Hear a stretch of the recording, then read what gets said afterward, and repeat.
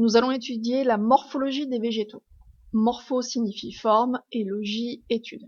Dans cet exemple de plante terrestre, nous pouvons distinguer deux parties. Une partie aérienne qui se trouve au-dessus du sol et une partie souterraine dans le sol.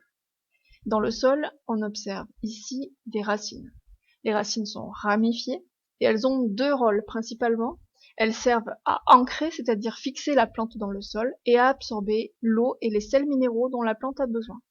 Dans la partie aérienne, on distingue ici la tige et sur cette tige, des feuilles. Les feuilles sont constituées de deux parties.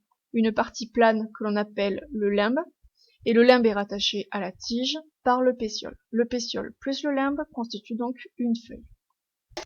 La zone d'insertion de la feuille sur la tige, ici, constitue un nœud. Entre deux nœuds, on parle d'entre-nœud. Au niveau d'un nœud, on retrouve souvent la présence d'un bourgeon axillaire. C'est un bourgeon qui contient des futures feuilles et des futures tiges. À l'extrémité du végétal, à l'extrémité de la tige, on trouve un bourgeon terminal. On peut observer aussi sur ce végétal une fleur. La fleur est l'organe reproducteur de la plante. Elle est rattachée à la tige par un pédoncule.